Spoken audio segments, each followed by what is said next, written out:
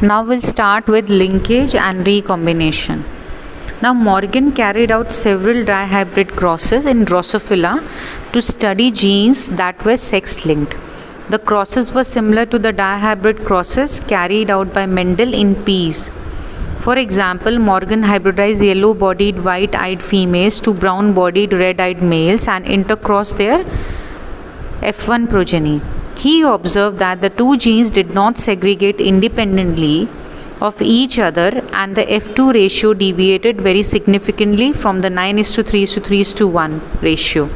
Okay, so Morgan and his group knew that the genes were located on the X chromosome and saw quickly that when the two genes in a dihybrid cross were situated on the same chromosome, the proportion of parental gene combination were much higher than the non-parental type. And Morgan attributed this due to the physical association or linkage of the two genes and coined the term linkage to describe this physical association of genes on the chromosome, and the term recombination to describe the generation of non-parental gene combinations.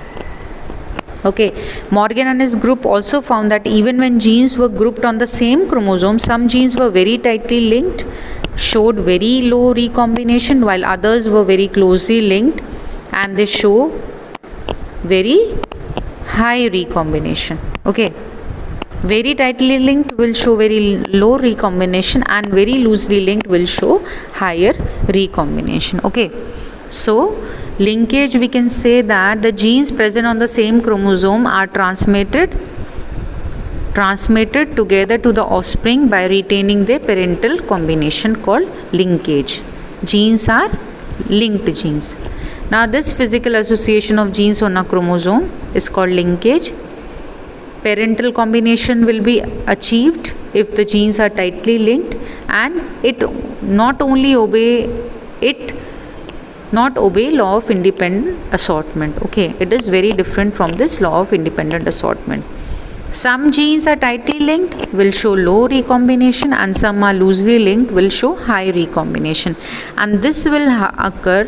Okay, non-parental new gene combination will be achieved during the crossing over, and these non-parental gene combinations are called recombinations. Okay, and this was studied by T.H. Morgan.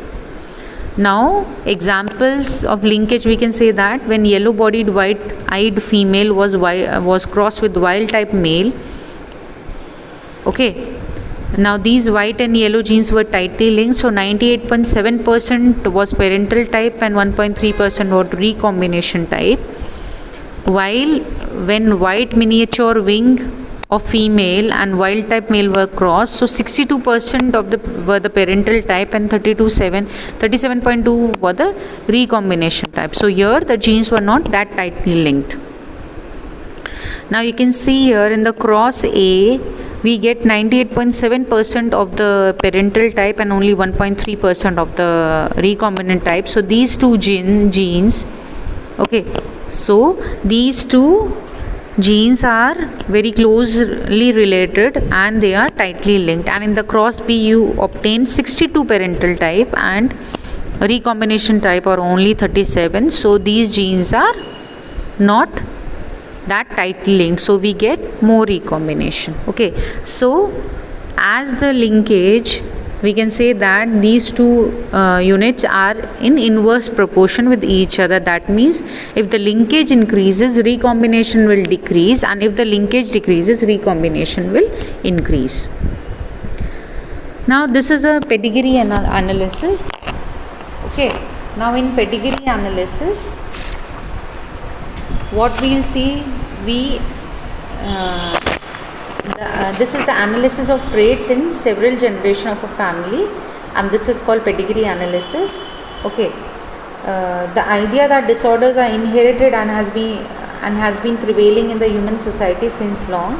This was based on the heritability of certain characteristic features in families. After the rediscovery of Mendel's work, the practice of analyzing inheritance patterns of the traits in human beings began. Since it is evident that the control crosses that can be performed in pea plant or some other organisms are not possible in case of human beings, study of the family history about inheritance of a particular trait provides an alternative. and such an analysis of traits in several of generation of a family is called the pedigree analysis. In the pedigree analysis, the inheritance of a particular trait is represented in a family tree over generations. Okay. In human genetics, pedigree studies provides a strong tool which is utilized to trace the inheritance of specific trait, abnormality or disease.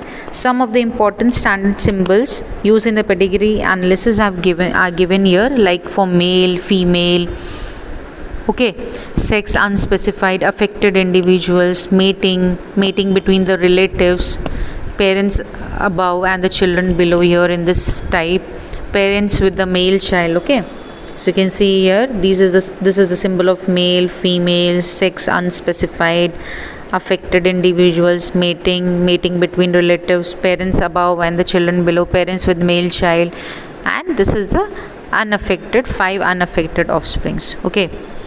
Now there are two types of disorders, Mendelian disorders, autosomal dominant and autosomal recessive. Okay, so in autosomal dominant, trait controlled by dominant gene, and here in the next one, traits controlled by recessive gene, and traits appear in homozygous.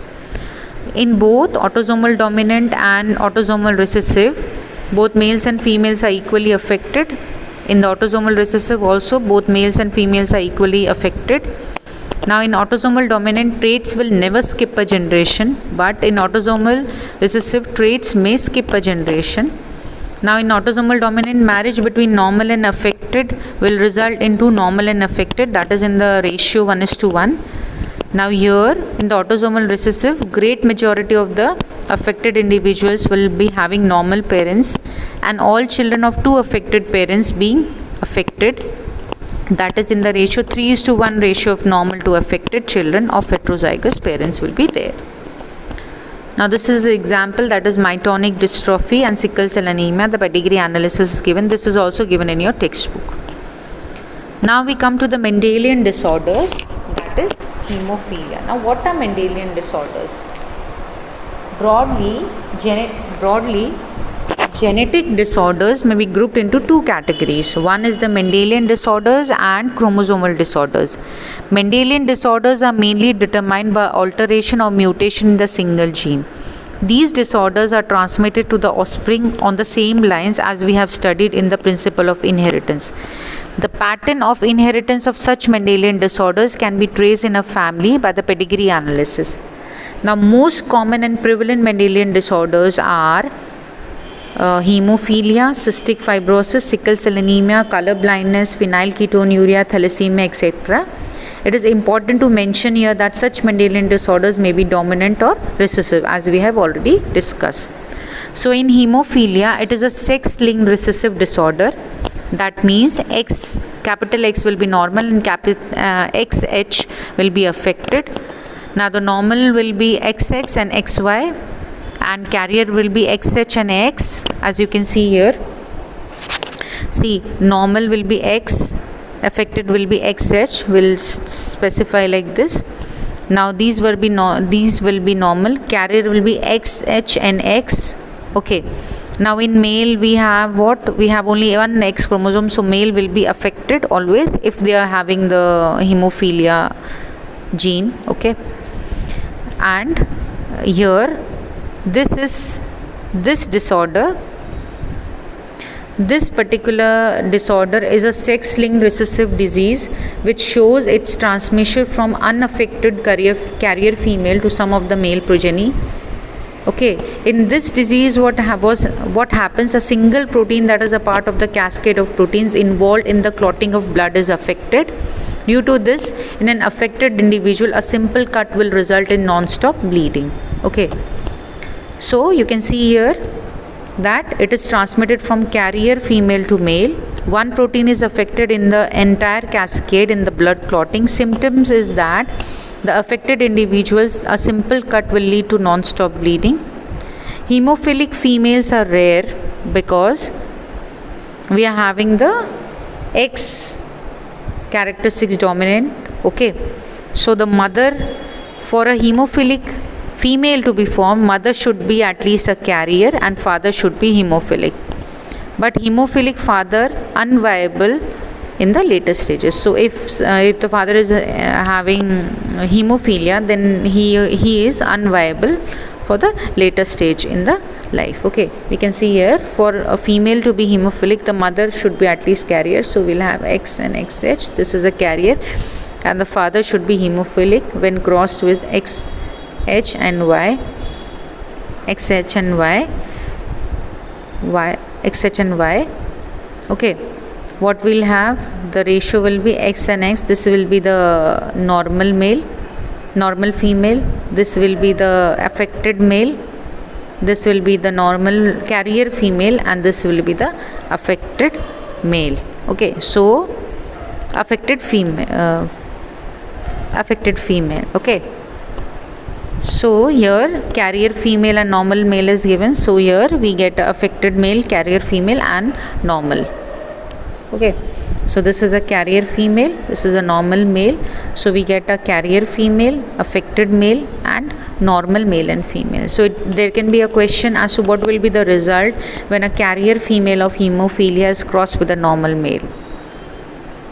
Now the second Mendelian disorder is sickle cell anemia. Now this is an autosomal linked recessive trait that can be transmitted from parents to the offspring when both the parents are the carrier for the gene or heterozygous.